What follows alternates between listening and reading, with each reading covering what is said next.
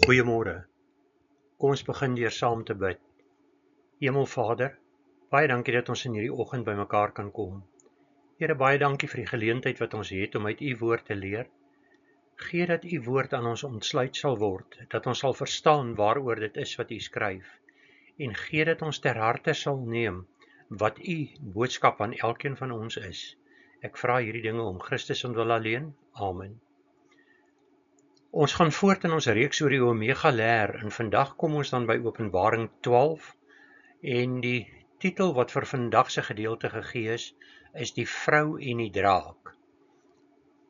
Nou ek het in die verlede al vir u beskryf dat Openbaring verloop tot 'n groot mate kronologies, maar dan kry ons sekere gedeeltes wat toegevoeg is wat gedeeltes beter beskryf. En Openbaring 12 is een van hierdie invoegings wat plaasvind of tussenwerpsels of wat 'n mens ook al die term wil noem. Nou die interessantheid is dat Openbaring 12 wyk af van die ander tussenwerpsels wat daar gemaak word. In Openbaring 12 kry ons basies 'n geskiedenis van die oorsprong van die wêreld tot nou, waar die ander tussenwerpsels iets toegelig het wat in Openbaring bespreek word, het hierdie een vir ons 'n baie kort opsomming van die wêreldgeskiedenis om te wys die rol wat dit ook gespeel het in waarom die dinge in Openbaring gebeur. En hierdie dinge strek van die tyd van die begin af, basies van die skepping af tot nou. En ek moet baie terugverwys na die Ou Testament sodat ons kan verstaan waarmee ons hier te doen het. So as ons dan hier begin lees, begin ons met Openbaring se eerste 4 verse en ek gaan myself baie in die rede val hier. Vanaf vers 1, en 'n groot teken het in die hemel verskyn, 'n vrou wat met die son bekleed was en die maan was onder haar voete, en op haar hoof 'n kroon van 12 sterre, en sy was swanger en het uitgeroep in haar wee en barensnood. En hierdie enkel sinnetjie omvang omtrent 'n 4000 jaar van die aarde se geskiedenis. Kom ons begin met hierdie teken wat in die hemel verskyn. 'n Vrou wat met die son bekleed was en die maan was onder haar voete en op haar hoof 'n kroon van 12 sterre. Ons gaan terug na die geskiedenis van Josef, die seun van Jakob, en ons lees in Genesis 37 vers 9, daarna het hy, dit is Josef, nog 'n ander droom gehad en het aan sy broers vertel en gesê, kyk, ek het nog 'n droom gehad, die son en die maan en 11 sterre het hulle voor my neergebuig. Josef was in Egipte gewees, hy het nadat sy broers hom as 'n slaaf basies verkoop het, hy is onskuldig deur Potifar se vrou beskuldig, hy het in die tronk beland en toe het hy 'n droom uitgelê, Farao se droom, en dit het gemaak dat hy in een van die topposisies was. En sy hele familie moes hulle voor hom neerbuig. In Genesis lees ons van 11 sterre, want hy is een van die 12 sterre. So waarvan hier gepraat word, en ons sien hierso, hy praat ook van die son en maan en 11 sterre, met ander woorde, dit is sy pa en ma en 11 broers. Dit wat met ander woorde hier in Openbaring bespreek word, gaan oor Israel. So die vrou stel Israel voor, en dit word vir ons beklemtoon, omdat sy met die son bekleed was, die maan was onder haar voete, en dan het sy 'n kroon gehad van 12 sterre, die 12 stamme van Israel. So dit spreek uit die begin van die Bybel. En dan kom ons by die eerste koms van Jesus, en sy was swanger. Dit is nie 'n enkele persoon wat hiervan gepraat word, dit gaan nie net oor Maria nie, dit is Israel, en as ons verder lees, gaan ons eintlik agterkom dat dit Israel is, en nie net Maria wat ter sprake is nie. En sy was swanger en het uitgeroep in haar wee en barensnood.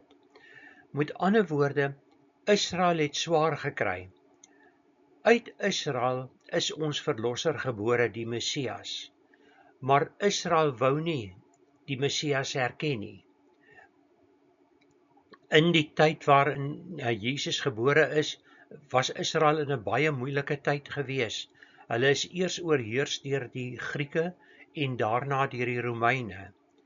As ons gaan na die eindtyd toe, gaan Israel weer net so swaar kry, maar in die eindtyd gaan dit wees ander volke wat hulle gaan verdruk. En as 'n mens kyk na Israel vandag, dan sien 'n mens gereeld die verdrukking wat daar voorkom, van ander volke wat probeer om hulle heeltemal oor te neem. So dit is wat hier vir ons bespreek word. Dan gaan ons verder in ons lees. En 'n ander teken het in die hemel verskyn. Daar was 'n groot vuurrooi draak met 7 koppe en 10 horings, en op sy koppe 7 krone, en sy stert het 1/3 van die sterre van die hemel meegesleep en hulle op die aarde gegooi. Ons het eintlik reeds hieroor ook gepraat. So hierdie draak wat hier ter sprake is die duiwel. En ons sal in 'n volgende hoofstuk sien dat dit uitgespel word ook, dat dit die duiwel is.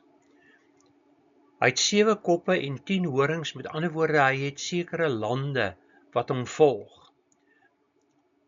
En 1/3 van die engele het uit die hemel uit saam met hom pad gegee. Lees 'n bietjie Jesaja 14 en Esegiel 28. Die een beskryf die koning van Tyrus, Esegiel, en ek kan nie onthou wie Jesaja sê nie, maar dit is albei basies beskrywings van Satan. So ons sien hierdie dinge raak. Nou, hoekom wil hierdie of laat ek eers verder lees. En die draak het gestaan voor die vrou wat op die punt was om te baar, sodat hy haar kind sou verslind sodra sy gebaar het. Die kind wat gebore is uit Israel is ons verlosser, dit is Jesus Christus. En Satan is daar en wil Jesus doodmaak. En waar kom dit vandaan? Ons moet weer eens teruggaan na Genesis toe, na die moederbelofte, Genesis 3 vers 15. En ek sal vyandskap stel tussen jou en die vrou, en tussen jou saad en haar saad. Hy sal jou die kop vermorsel, en jy sal hom in die hakskeen byt. In die eerste instansie, 'n vrou het nie saad nie. Die man het die saad, die vrou het eiers. So, hier word van 'n spesifieke ding gepraat. Hoekom word daar gepraat van die saad van die vrou? Jesus is uit Maria gebore, maar dit is die Heilige Gees wat haar bevrug is. Dit was 'n maagdelike geboorte. So Genesis 3 vers 15 is eintlik terselfdertyd vir ons 'n profesie, dat Jesus uit 'n maagd gebore sou word. Maar ons sien daar dan ook dat daar vyandskap gaan wees tussen Jesus, want Jesus het gekom om ons te verlos, en Satan, want Satan wil nie hê dat ons verlos moet word nie. En hierdie dinge gaan in die eindtyd op die spits gedryf word. Daarom word hierdie geskiedenis vir ons op 'n baie kort manier gestel, dat ons net herinner moet word aan dit als wat gaan gebeur. Toe die duiwel sien, hy kon nie Israel verslaan nie, want hy het hoeveel kere probeer. Hy het hulle weggelok na afgode en so, maar elke keer het God hulle weer teruggekry. Net na Jesus se geboorte is daar van Herodes gebruik gemaak, wat al die Joodse seentjies wou vermoor. Maar 'n engel van God het bevel gegee aan Josef en Maria om na Egipte te vlug, sodat hulle seun nie getref sou word nie. Net om te bewys dat die Ou Testament ook verwys na die duiwel as die draak, kyk ons juist na 'n versie uit Jesaja 14 wat ek net nou genoem het. Wees nie bly, o ganse land van die Filistyne, dat die roede verbreek is wat jou geslaan het nie, want uit die wortel van die slang sal 'n basilisk voorkom, en sy vrug sal 'n vliegende draak wees, En dit is waarvan ons nou hier lees. Esegiel 28 gaan selfs verder en beskryf vir ons hoe Satan geleef het. Ons lees Esegiel 28 vanaf vers 13. Jy was in Eden, die tuin van God. Onthou u wie het vir Eva verlei? Dit was Satan gewees, in die gedaante van die slang. Allerhande edelgesteentes was jou bedekking, karniehool, topaas en jaspis, krisoliet, onyx, sardonyx, safier, karbonkel en smarag. En van goud was die werk van jou kassies en groewe aan jou op die dag toe jy geskape is hulle berei. Jy was 'n gerub, met ander woorde Satan was 'n engel gewees. 'n Gerub is 'n spesiale tipe engel met uitgespreide vlerke wat beskit.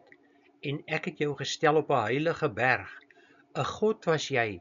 Jy het gewandel tussen vurige gesteentes. Jy was volkome in jou weë van die dag dat jy geskape is, totdat daar ongeregtigheid in jou gevind is. En die ongeregtigheid, as ons verder lees, sal ons sien, hy het homself bo God probeer verhef. So, dit is van Israel wat ons lees, dit is van Satan wat ons lees van Jesus se geboorte, en dat Satan hom wou verslind. Maar nou gaan ons verder in Openbaring lees, hoe daar dan ook redding in hierdie tyd ter sprake was. Vanaf vers 5 lees ons dan, en sy het 'n manlike kind gebaar, wat al die nasies met 'n ysterscepter sou regeer, en haar kind is weggeruk na God en sy troon. 'n manlike kind, dit is Jesus. Ons lees hier aan die einde van Jesaja, dat Jesus in die eindtyd al die nasies met 'n ysterscepter sal regeer. Dit is, met ander woorde, van Jesus wat gepraat word. Haar kind is weggerig na God. Ons het die kruisiging gekry. Na 3 dae het Jesus opgestaan uit die graf. En 'n 40 dae later is hy weggeruk of weggeraap na die hemel toe, waar hy sit langs God op die troon. Met ander woorde, dit word beklemtoon dat Jesus hier ter sprake is. Onthou net, ons is besig met Openbaring, en Openbaring is die openbaring van Jesus Christus. En die vrou het na die woestyn gevlug, waar sy 'n plek het wat deur God gereed gemaak is, en dat hulle haar daar sou onderhou 1260 dae lank. 1260 dae is 3,5 jaar of 42 maande, en jy gaan nou sien hoe dikwels ons hierdie getalle gaan teekom. Wie is dit wat teen die vrou gaan optree in die eindtyd? Wie is dit wat Israel gaan verwoes? Kom ons kyk wat het Daniël te sê gehad daaroor. Daniël 7 vanaf vers 23. So het hy gesê, die 4de dier, die 4de koninkryk sal op hierdie aarde wees, wat verskil van al die koninkryke, en die hele aarde sal verslind, en dit sal vertrap, en dit verbrysel. Dis van die Romeinse koninkryk wat hier gepraat word. En die 10 horings uit daardie koninkryk sal 10 konings opstaan. Met ander woorde, dit wat in die Bybelse tyd die Romeinse ryk was, dis die enigste ryk wat nooit heeltemal vervang is deur 'n ander ryk nie. So uit hom sal daar 10 konings opstaan, en 'n ander een sal na hulle opstaan, en hy sal verskillend wees van die voriges, en 3 konings neerwerp. So in die proses van die anti-kris om na vore te tree, gaan hy 3 van die Europese lande se konings omverwerp, hulle van hulle trone afstoot, en dan gaan hy oorneem. En hy sal woorde spreek teen die Allerhoogste en die heiliges van die Allerhoogste mishandel, en hy sal probeer om tye en wette verander, en hulle sal in sy hand oorgegee word gedurende 'n tyd en tye en die helfte van 'n tyd. Ek het verlede keer vir u vertel, 'n tyd is 'n jaar, tye is 2 jaar, en die helfte van 'n tyd is 'n half jaar. Dit is met ander woorde 3,5 jaar. Dit is die 1260 dae wat ons in die vorige vers van gelees het. So elke keer is dit dieselfde tyd, maar dit word op verskillende maniere gegee. En hierdie verskillende maniere is vir ons gegee, dat ons moet kan agterkom, dat die jare waarvan gepraat word, uit 360 dae bestaan. Want jy het die dae, jy het die jare, en daar volgens kan jy dan uitwerk hoe lank 'n jaar in daardie tyd sal wees.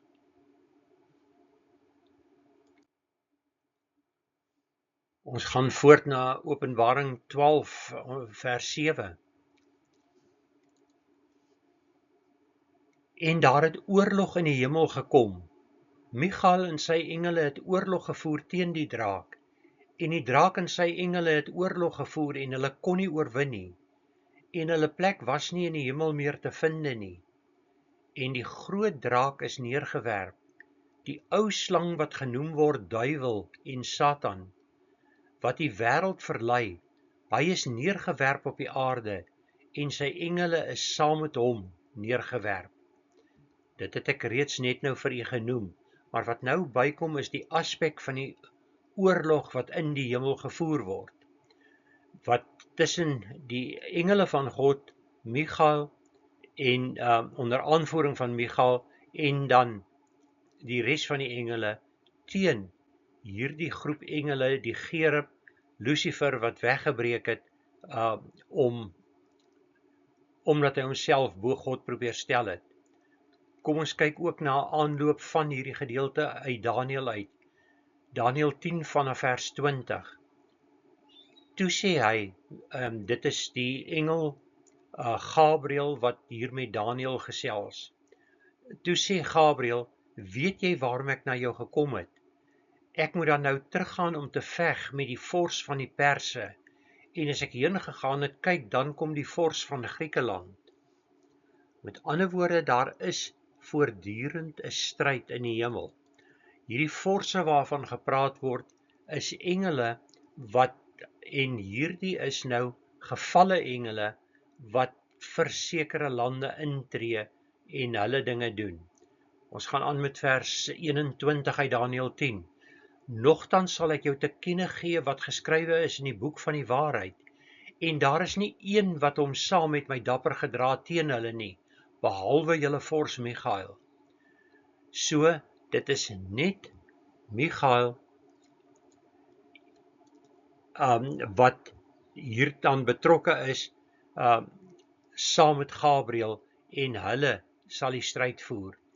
En hierdie is wat ons in Efesiërs van lees, van die stryd is nie tussen vlees en bloed nie, maar teen bose magte wat in die lug is.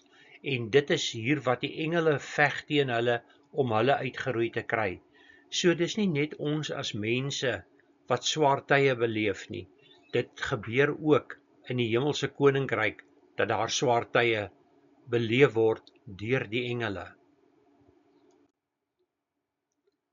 Ons gaan aan na vers 10 toe. En nou spreek die teks eintlik vir homself. Toe hoor ek 'n groot stem in die hemel sê, nou het die heil en die krag en die koningskap die eiendom van onsse God geword, en die mag van sy Christus, want die aanklaer van ons broeders is neergewerp, hy wat hulle aanklaag voor onsse God dag en nag. Ek het in die verlede al met u gepraat, dat die duiwel toegang tot die hemel gehad, en hy dit vandag op hierdie stadium nog, en hy kla ons as Christene voortdurend voor God aan, deur te sê, kyk na daardie kind van u, kyk wat het die nou weer gedoen. Met ander woorde, hy dien as 'n aanklaer teen ons, maar deur die bloed van Christus is ons geregverdig, en verval daardie klag teen ons eintlik. Maar dit is nou wat hier ter sprake is. So hierdie stryd gaan aan, en dan lees ons verder, en hulle het hom oorwin deur die bloed van die lam, en deur die woord van hulle getuienis, en hulle het tot die dood toe hulle lewe nie lief gehad nie. Dit bring my terug by dit wat ons bespreek het in 'n vorige reeks oor Romeine, dat ons nie die dood moet vrees nie. As jy waarlik vir Christus aanvaar het, as jy weet dat jy gered is, dan kan ons saam met Paulus getuig, dat die lewe is Christus, en die sterwe wins, want dan is jy fisies by Jesus. En dit is iets wat ons in ons moet dra. Het jy daardie versekering, dat jy met Jesus wandel, dat jy 'n kind van God is, getuig die Gees van God saam met jou gees, en 'n vinnige toets om te kyk of jy gered is, lees weer 'n slag Galate 5 vers 22. As jy Engelse Bybel lees, moet jy vers 22 en 23 lees. Daarso staan, wat is die vrug van die Gees? Dit is liefde, en dan word daar 'n lys genoem, wat als voortspruit uit die liefde uit. As jy dit het, het jy niks om te vrees nie. Dan moet ons eintlik uitsien na die dood, maar nie uitsien op 'n verkeerde wyse dat jy jou eie lewe neem nie, want jy's nie in beheer van jou lewe nie, God is in beheer van jou lewe. Maar God gee vir jou opdragte, en jy moet daai opdragte hier op aarde uitvoer. En dit is wat ons moet doen, dit is waarvoor ons moet lewe. Ons lees verder uit Openbaring. Daarom wees verheug, o hemele, en die wat daarin woon. Wee die bewoners van die aarde en die see, want die duiwel het na julle neergedaal met groot woede, omdat hy weet dat hy min tyd het. En in die volgende paar hoofstukke, veral as ons kom by Openbaring 16, gaan ons sien hoe die duiwel op die mensdom hom probeer wreek, wat hy als aan die mensdom doen. En dit is omdat hy nou finaal verban is uit die hemel uit. So, hier het ons hierdie invoegsel in die Bybel, maar hierdie invoegsel vertel vir ons so baie van die geskiedenis.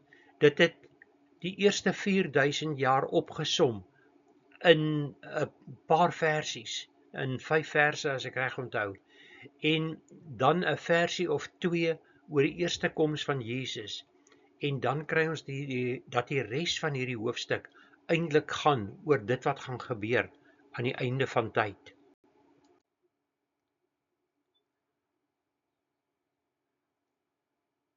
Ons lees verder van vers 13 af. En toe die draak sien dat hy neergewerp is op die aarde, het hy die vrou vervolg wat die seentjie gebaar het. Maar die 2 vlerke van die groot arend is aan die vrou gegee, sodat sy na die woestyn, na haar plek kon vlieg, waar sy uit die gesig van die slang onderhou word, 'n tyd en tye en 'n halwe tyd. En die slang het uit sy bek water soos 'n rivier agter die vrou aan uitgegooi, om haar te laat wegvoer deur die rivier. En die aarde het die vrou te hulp gekom, en die aarde het sy mond oopgemaak en die rivier opgesluk, wat die draak uit sy bek uitgegooi het. Ek het van tevore al gepraat, dat Israel word gesien as die land, en die see as die heidenvolkere, maar hier sien ons nou dat die aarde sy mond oopmaak, so selfs die natuur kom tot die hulp van Israel, om Israel te laat vlug. Maar hierdie is als dinge wat nog in die toekoms moet gebeur. En die draak was vertorend op die vrou, en hy het weggegaan om oorlog te voer teen haar en ander nakomelinge wat die gebooie van God bewaar en die getuienis van Jesus hou, met ander woorde teen die Christene. En ek het op die sand van die see gaan staan. Hier sien ons dat tot aan die einde van tyd gaan God die mensdom beskerm. Maar dit is diegene wat hulle harte aan hom gee, diegene wat besef dat ons net verlos kan word deur die bloed van Jesus Christus. Daar is 'n oplossing, daar is 'n iets wat ons deurgaan, wat maak dat ons behoue gaan bly. Terwyl die persone wat nie vir Christus kies nie. As jy terugdink aan die reeks, weet die waarheid van God in 'n leuen verander, daar het ons gepraat hieroor, oor die valse getuies wat daar deesdae kom, wat die woord van God probeer verander. En veral hier as ons kom by Openbaring word dit verander dat ons verkeerde dinge moet glo. Maar Openbaring is daar om vir ons te vertel wat gaan gebeur met die slegtes, maar dit gee ook vir ons die versekering dat die goeies, die wat skoon gewas is deur die bloed van Christus, dat hulle welbehoue sal bly en in die hemel sal uitkom. So ons het in Openbaring 12 'n tussenwerpsel wat strek oor baie eeue heen. Maar hierdie tussenwerpsel, hierdie geskiedenis van die wêreld, gaan oor die hooftema hoekom ons op aarde is. Daar is 'n stryd tussen goed en kwaad. Daar's 'n stryd tussen diegene wat Jesus aankleef en die engele van die hemel en Satan. Satan kan niks aan God of Jesus of die Heilige Gees doen nie. God is verhewe bo Satan. Maar Satan probeer homself verhef bo God. Hy is geskep deur God, maar hy sien homself nie as 'n skepsel nie, maar hy sien homself as iets wat van altyd af bestaan het. En dit is waaroor die stryd gaan. En dit is waarom die stryd ook oor die Bybel gaan. Dit wat in die Bybel staan, wat op verkeerde maniere vertolk word, dit is als om 'n ander uitdrukking te gee aan Satan. En dit te maak soos hy dinge wil hê. So, wat ons vanoggend gelees het, is daar kom slegte tye. Maar God bly aan die kant van diegene wat die bloedoffer van Jesus aanvaar en wat hom vra om hulle te reinig van hulle sonde. En dit is die hooftema. Kom ons bid saam. Hemelvader, ons dank U in hierdie oggend eerstens vir U woord. Ten tweede wil ons U bedank dat U Jesus haar aarde toe gestuur het om in ons plek aan die kruis te hang. Ons verdien daardie doodstraf. Ons sonde maak dat ons die doodstraf moes kry, maar ons is daarvan vrygeskel, omdat hy die beker namens ons gedrink het. O Here, hy het U beker van wraak gedrink, dit wat ons toekom. Dankie dat U ons so lief gehad het, dat U bereid was om U seun deur dit alles te laat gaan, ter wille van ons. Daarom vra ek U ook om vanoggend met elkeen van ons te wees.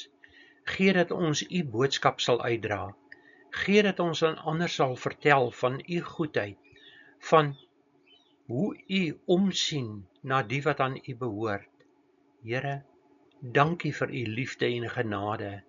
Help ons om dit uit te leef, dat ander met jaloersheid sal kan uitsien daarna, om U ook te dien, dat hulle ook met U verenig sal kan word. En Here, hierdie hele gebed vra ek in die naam van Hom wat U na die aarde gestuur het, om vir ons hierdie soenoffer te wees. Ek vra dit in die naam van Jesus Christus. Amen.